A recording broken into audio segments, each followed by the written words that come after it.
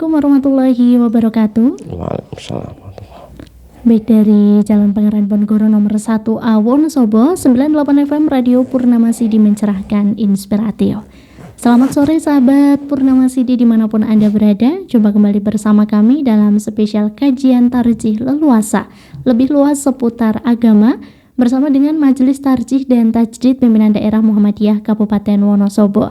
Dan acara ini merupakan kolaborasi dari Majelis Tarjih dan Tajdid Pimpinan Daerah Muhammadiyah Wonosobo, Majelis Tablik Pimpinan Daerah Muhammadiyah Wonosobo, Majelis Pustaka dan Informasi Pimpinan Daerah Muhammadiyah Wonosobo, dan Radio Purnama Sidi Wonosobo. Baik, spesialnya bersama dengan Dea dan bersama dengan Ustadz kita, bersama dengan Cak Sun, kita sudah hadir di Radio Purnama Sidi Wonosobo. Pada kesempatan kali ini kita akan bincang-bincang terkait dengan tema spesial kita, yaitu berkaitan dengan bulan Rajab. Dan sudah hadir di studio Radio Purnama Sidi, mari kita sapa terlebih dahulu. Assalamualaikum Cak Sun. Waalaikumsalam warahmatullahi wabarakatuh, Mbak Dea. Baik, alhamdulillah jumpa kembali di studio ya Cak. Ya, alhamdulillah. Mudah-mudahan sehat selalu Cak Sun. Amin, amin, amin. Ya. Baik, pada kesempatan kali ini kita sudah sampai di pekan kedua bulan Rajab ya.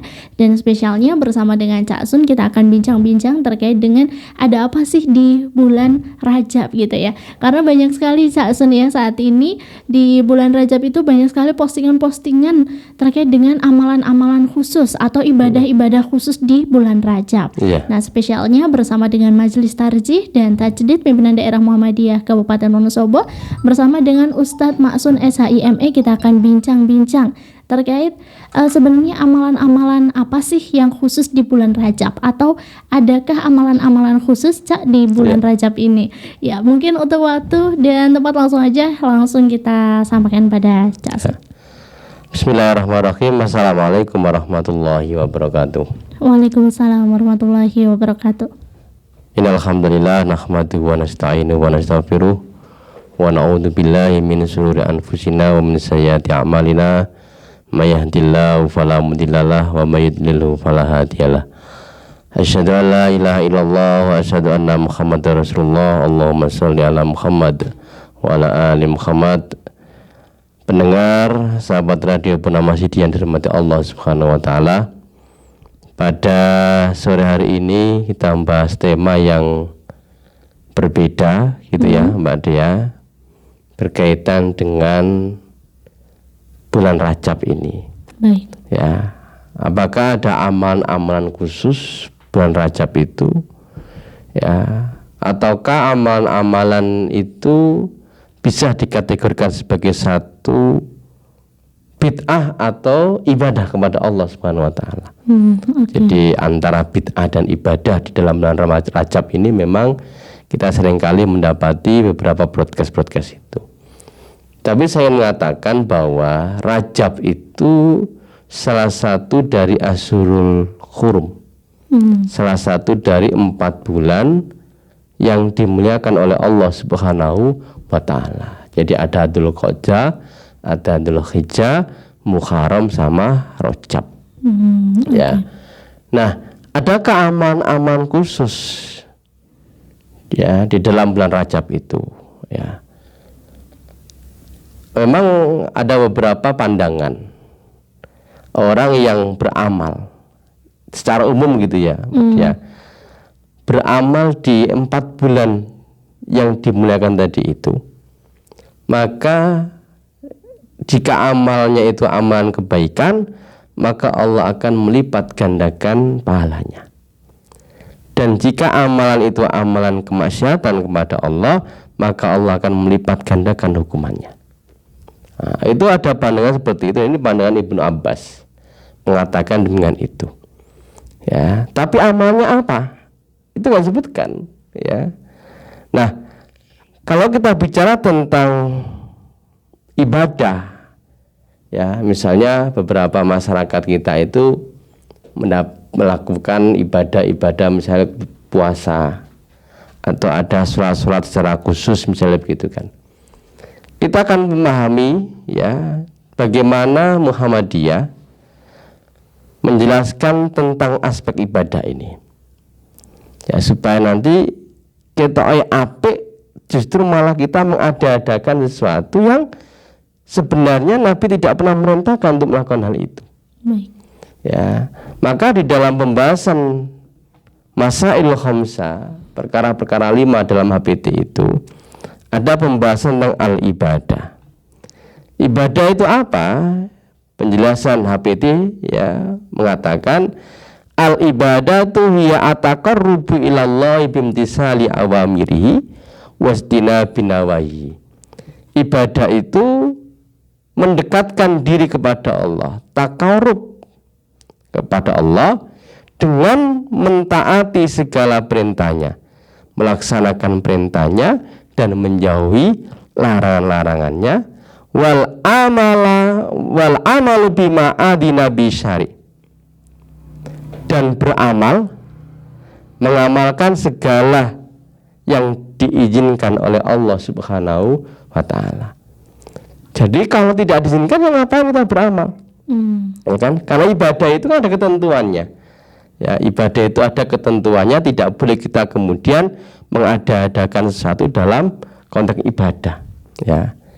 Jadi kembali lagi bahwa ibadah itu mendekatkan diri kepada Allah Subhanahu wa taala dengan menjalankan perintahnya, menjauhi larangannya, dan beramal dengan apa yang diizinkan oleh Allah Subhanahu wa taala. Nah, di dalam bab ibadah ini ada yang bersifat am, ada yang bersifat khasah, khusus. Ibadah umum itu apa? Kullu amalin adina bisyari. Semua amalan yang diizinkan oleh syari, yaitu Allah Subhanahu wa taala. Dalam konteks hal ini adalah muamalah. Ya, dalam konteks ini adalah muamalah. Semua amal yang diizinkan oleh Allah Subhanahu wa taala. Ya, kalau nggak ada izinkan, ada larangannya, berarti kita menjauhinya. Kemudian yang khusus, nah ini, ya kan, ibadah-ibadah khusus itu apa yang telah ditentukan oleh Allah, yang telah ditetapkan oleh Allah, fiha bi juz'iyatin wa hayatin wa kaifiyatin maksusatin, di mana perincian-perinciannya, tingkah dan tata caranya itu semua tertentu. Ya, kalau dalam bab sholat, ya Nabi mencontohkannya. Ya, tata caranya seperti itu. Ini pandangan tentang ibadah dalam HPT itu. Maka kita mendapati dalam kaidah-kaidah ibadah dan muamalah itu ada dua prinsip dasar. Di dalam bab ibadah itu ada kaidah al-aslu fil ibadati at-tahrim. Asal di dalam ibadah itu haram. Hatta yadulla dalilu ala ibahatiyah, sampai ada dalil yang membolehkannya. Artinya apa? Di dalam aspek ibadah itu yang dilihat adalah ada nggak perintah bahwa di dalam bulan Rajab itu ada perintah untuk melaksanakan puasa Rajab misalnya begitu, atau ada perintah untuk melaksanakan sholat raghaib misalnya gitu. Ada nggak perintahnya? Ya kalau nggak ada perintahnya ya haram hukumnya dilakukan. Ya kan? Nah, ini ya apa namanya, dalam aspek ibadah khusus itu seperti itu. Karena di masyarakat kita itu ada, ya kan, disebut dengan sholat raghaib Mbak Dia. Jadi karena kemarin itu kan Rajabnya kan tanggal 1 ya, hari Rabu. Biasanya itu gandeng, hari Kamis puasa, malamnya sholat raghaib. Ya kan? Nah, ada nggak dasarnya tentang hal itu? Apakah ada perintahnya? Ya, melaksanakan puasa, ya, kemudian dilanjutkan dengan sholat raghaib itu. Bahwa di dalam bulan Rajab itu, ya, termasuk Ashurul Hurum, itu orang diperintahkan untuk memperbanyak melaksanakan amalan-amalan yang sudah diperintahkan. Misalnya apa? Kalau mau puasa ya perbanyak puasa Senin Kamisnya, atau puasa sehari berbuka misalnya. Itu jelas ada dalilnya itu. Ya kan? Atau puasa Ayyamul Bid tanggal 13, 14, 15. Jadi dalam bab ibadah itu yang dilihat ada nggak perintahnya. Nah, kalau kita bicara perintah ya dari Allah dan Rasulnya. Nggak boleh kemudian kita membuat-buat sendiri. Apalagi kata si fulan. Harus ada dasar yang menunjukkan ibadah yang kita lakukan, amal yang kita lakukan itu ada perintahnya. Kan puasa dan sholat jelas itu termasuk kategori ibadah mahdhah. Nah, dalam bab muamalah yang dilihat itu adalah adakah larangannya. Asal di dalam muamalah itu adalah boleh. Ya, kecuali sampai ada dalil yang melarangnya. Ya, ini kebalikan tadi. Kalau dalam bab ibadah cari ada enggak perintahnya. Kalau enggak ada perintahnya dari Allah dan Rasulnya, jangan mengada-ada. Nah, bid'ah itu sebenarnya maksudnya dalam konteks ibadah sini. Ya, bid'ah itu dalam wilayah ibadah, dalam wilayah muamalah tidak ada bid'ah. Justru dalam bab muamalah duniawiyah kita harus berbanyak kebid'ahan, inovasi. Misalnya dalam konteks jual beli misalnya gitu ya Mbak Dia. Kalau orang gegek jual belinya kayak sekarang ini ya bisa tutup. Kenapa? Karena sekarang pakai online dan macam-macamnya itu, sehingga beberapa mal-mal besar juga tutup kalah dengan ya ini artinya inovasi ya. Jadi yang dicari di dalam bab muamalah ada enggak larangannya. Kalau enggak ada berarti tetap berjalan. Kebalikan dalam bab ibadah, cari ada enggak perintahnya. Kalau enggak ada perintahnya jangan dilakukan. Jangan membuat ibadah yang disandarkan kepada Rasulullah, padahal nabinya tidak pernah merintahkan untuk melaksanakan puasa di awal Rajab, kemudian dilanjutkan dengan sholat rawatib. Ya. Nah, prinsip dalam ibadah mahdhah itu ya, yang pertama adalah al-man'u, adanya larangan. Larangannya apa? Kita tidak boleh melakukan satu amalan yang bukan ajaran kami, bukan datang dari Rasulullah SAW. Maka jika kita melakukan amal itu sekalipun kita apik, kan puasa itu baik. Ya. Tapi Nabi tidak memerintahkan untuk berpuasa pada bulan-bulan tertentu misalnya gitu. Mengkhususkan pada bulan tertentu itu, maka amal itu menjadi tertolak. Jadi prinsip pertama adalah al-man'u, adanya larangan. Jangan melakukan satu amalan yang tidak ada perintah dari Rasulullah SAW. Kalau itu berkaitan dengan ibadah mahdhah. Yang kedua, ibadah itu prinsipnya at-tawakuf. Artinya apa? Ada contohnya dari Rasulullah SAW. Ittiba. Ya, misalnya di dalam bab sholat. Ya kita ittiba kepada Rasulullah SAW. Shollu kama ra'aitumuni usolul. Nggak boleh kita mengada-ngada dalam bab ibadah sholat misalnya gitu. Ya, puasa juga sama. Ya, harus berdasarkan kepada dasar-dasar, dalil-dalil yang sahih. Ya, adanya perintah untuk melaksanakan puasa sunnah misalnya. Misalnya puasa tadi Senin Kemis, puasa apa? Puasa Daud, puasa Ayyamul Bid misalnya begitu. Itu jelas dalil-dalilnya adalah dalil yang sahih. Kemudian yang ketiga, prinsip kehati-hatian. Kita harus berhati-hati dalam beribadah. Jangan sampai kita sudah berlelah-lelah ibadah tapi tidak dianggap sebagai ibadah kepada Allah. Kenapa? Enggak ada contohnya dari Rasulullah SAW. Kita membuat sendiri satu amalan yang amal itu tidak dicontohkan Rasulullah SAW. Ya, misalnya tadi tentang puasa di awal Rajab, kemudian dilanjutkan dengan sholat raghaib. Nah, ada dasarnya enggak itu? Nanti kita akan bahas. Ya, jadi prinsip yang ketiga adalah kehati-hatian. Artinya apa? Hukum dasar, hukum asal dalam ibadah itu haram. Ya, haram atau batal sampai ada dalil yang memerintahkannya. Kalau enggak ada dalilnya, enggak ada perintah dari Allah dan Rasulnya, janganlah kita mengada-ngadakan, apalagi menyandarkan kita kepada Allah. Kenapa? Karena ibadah itu penghambaan. Penghambaan itu ya apapun yang disampaikan Allah dan Rasulnya kita sami'na wa ta'na. Kalau enggak jangan mengada-ngada dalam bab ibadah. Ya. Yang kedua, fungsi ibadah itu adalah ketaatan dan ketertundukan. Ya, atiullah war rasul. Taatlah kamu kepada Allah dan Rasulnya. Ketaatan. Ya kan, enggak boleh kita itu membuat sesuatu yang Allah dan Rasul tidak memerintahkan. Ya, jadi fungsi ibadah adalah ketaatan dan ketertundukan. Kita taat, sami'na wa ta'na. Apa perintah Allah dan Rasulnya kita laksanakan. Nah, di dalam ibadah itu memang ada yang sawabit, ada yang mutaghayyirat. Sawabit itu artinya tetap, Mbak Dia. Misalnya waktu sholat itu tetap. Ya, duhur itu ketika zawal, matahari tergelincir. Kemudian awal puasa Ramadan itu 1 Ramadan. Gak boleh kemudian diganti dengan yang lain misalnya gitu kan. Ya kan, itu tetap itu sawabit. Ya.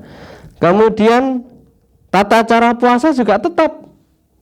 Dari terbit fajar sampai tenggelamnya matahari tidak boleh makan, gak boleh minum, gak boleh berubah badan, tidak boleh melakukan hal-hal yang bisa mengurangi kualitas ibadah puasa kita. Ya, itu sawabit itu. Ya. Termasuk tata cara sholat. Sholat itu juga ada tata caranya, ya kan. Kemudian jumlah rakaatnya juga sudah jelas, nggak boleh kita mengada-ngada. Tapi juga ada yang bersifat mutaghayyirat, misalnya apa? Penentuan awal sholat, penentuan awal Ramadan, misalnya gitu ya. Kalau dulu menggunakan ru'yah, ya, karena konteksnya adalah ilmu pengetahuan belum berkembang dengan pesat.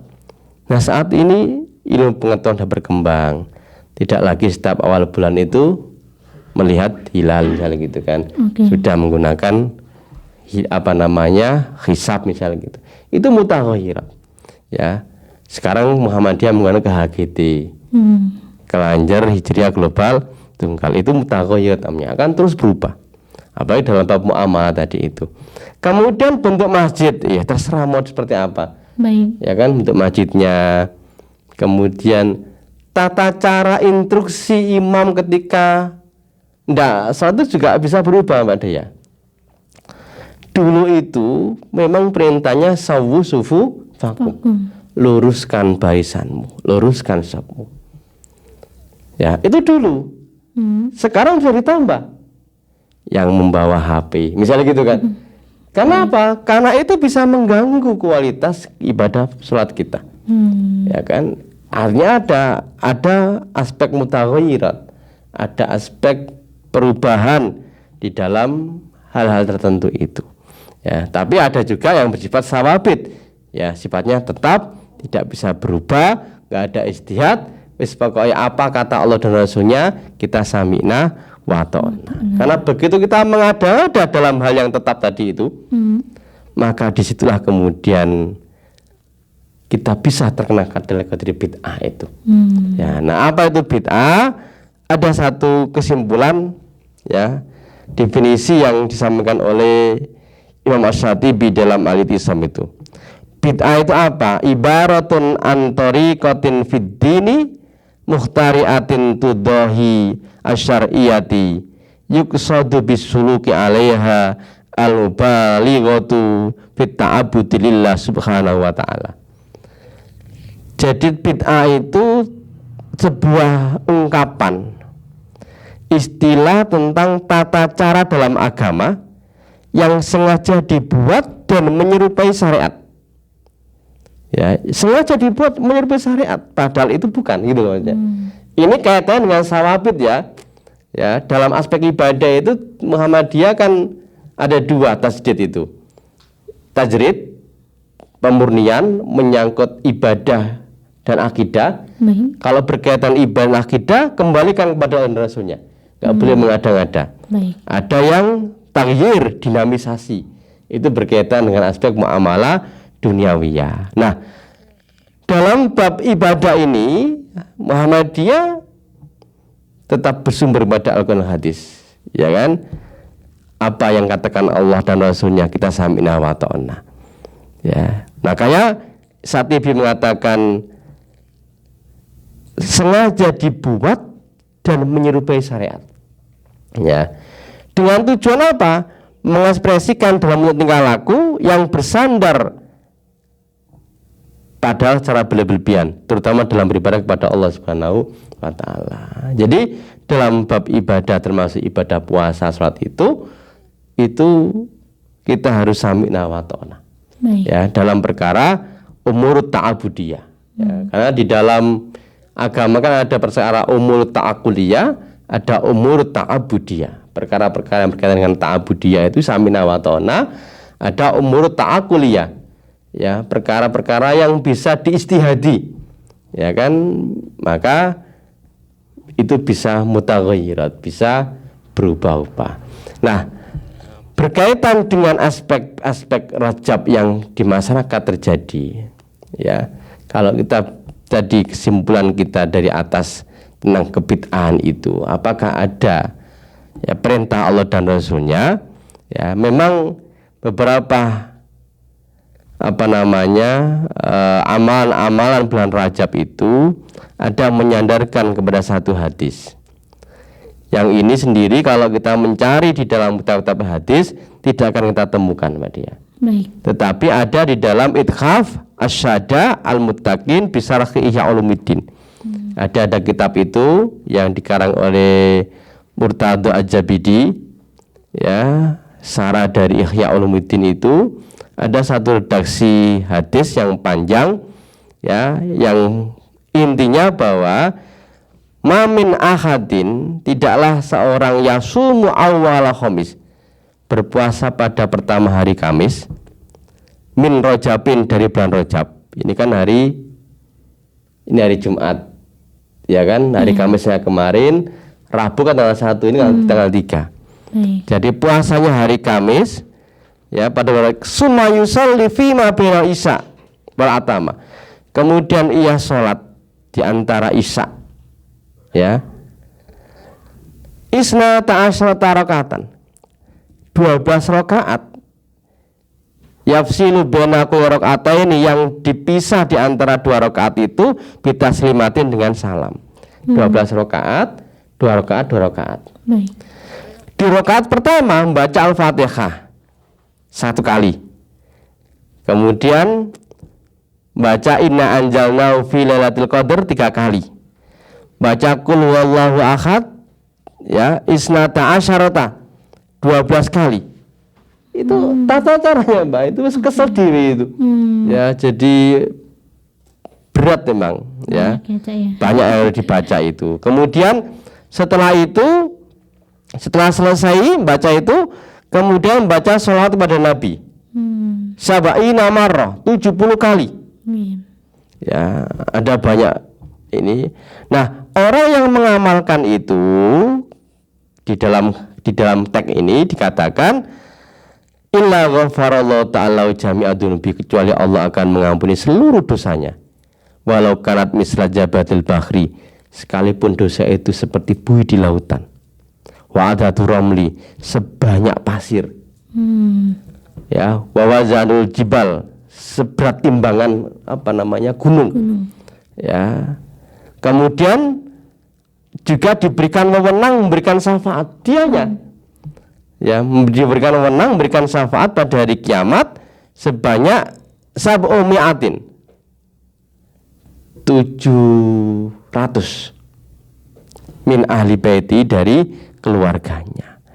Nah, landasannya ini orang-orang yang melakukan puasa Rajab awal kemudian dilanjutkan dengan sholat raghaib itu. Bagaimana pandangan ulama tentang hadis di atas? Ya, Iraqi mengatakan bahwa hadisun maudhu. Ibnu Jauzi mengatakan maudhu'un ala Rasulillah SAW. Hadis itu palsu yang disandarkan kepada Rasulullah SAW. At-Turtusi mengatakan sholatur raghaib maudhu'atun ala Rasulillah. Sholat raghaib itu palsu yang disandarkan kepada Rasulullah SAW. Waqidbun alaihi, dan dusta atas nama Nabi. Nah, ini beberapa pandangan.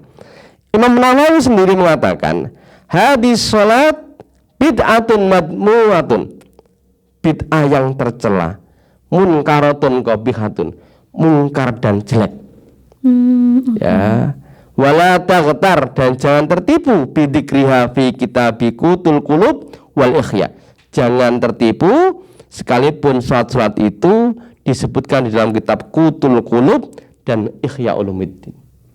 Ya, kita nggak boleh terpukau dengan riwayat-riwayat tersebut walaupun ada di dalam kitab itu. Tapi ulama-ulama mengatakan itu adalah maudhu'.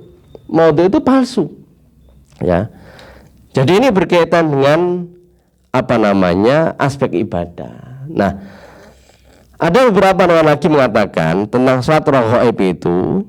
Ada yang mengatakan nasul Hanafiyah wa Syafi'iyah ala anna salatar raghaib fi awal Jum'ati min Rajab. Salat raghaib di permulaan Jumat dari bulan Rajab itu au fi lailatin nisfu min Sa'ban, atau malam setengah Sa'ban, nisfu Sa'ban. Ya, au bi adatin masmin rakatin bi'atin munkaratun. Itu adalah bid'ah yang munkarat. Jadi ada beberapa pandangan tentang hal itu. Jadi sekali lagi, termasuk di dalam kitab Kanjun Najah, ya, ahadits sholatur raghaib maudhu'atun. Ya, hadis-hadis tentang sholat raghaib, sholat pada hari di bulan Rajab itu yang didalil dengan puasa dulu itu dikatakan maudhu'atun. Itu adalah palsu.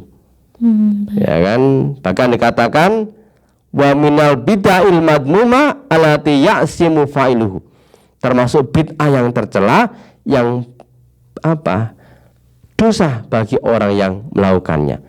Bahkan wajib bagi pemimpin ulil amri itu untuk melarangnya jika ada orang yang melakukan sholat raghaib itu. Nah, ini beberapa hal berkaitan dengan ibadah-ibadah yang bisa jadi itu amalan bid'ah. Ya, bisa jadi itu amalan bid'ah, bukan termasuk ibadah. Kenapa? Karena tidak ada perintahnya dari Rasulullah SAW. Maka dalam bab sholat, dalam bab puasa, kita harus menyandarkan dengan hadis-hadis yang sahih yang memang ada perintahnya dari Allah dan Rasulnya. Saya kira gitu, Mbak Dia, berkaitan dengan hal ini. Oke, baik, terima kasih banyak Cak Asun ya. Cukup lengkap, dan ini masih banyak yang belum tahu ya Cak ya. Karena biasanya memasuki bulan Rajab banyak sekali postingan-postingan yang sering mampir gitu ya Cak ya, terkait dengan keutamaan puasa dan sholat di bulan Rajab, atau yang istilahnya adalah sholat raghaib gitu ya. Oke, ternyata lengkap sekali penjelasannya, dan ini tidak ada anjuran dari Rasulullah gitu ya Cak ya. Oke, luar biasa sekali Cak Asun, terima kasih banyak atas kesempatan diskusi dan bincang-bincang kita pada kesempatan kali ini. Luar biasa materinya, mudah-mudahan kita bisa bincang-bincang kembali di pertemuan selanjutnya Cak Asun. Insyaallah. Ya, amin. Sehat selalu Cak Asun. Amin, amin. Oke, terima kasih banyak sahabat Purnama CD dimanapun Anda berada yang juga mendengarkan kami melalui jugjastreamers.com ya, melalui www.jugjastreamers.com atau melalui frekuensi 98 FM Radio Purnama CD. Dan Anda juga bisa menyaksikan tayangan ini kembali melalui channel YouTube MTTV Channel Wonosobo. Dia mohon pamit undur diri, sampai jumpa. Wassalamualaikum warahmatullahi wabarakatuh. Waalaikumsalam warahmatullahi wabarakatuh.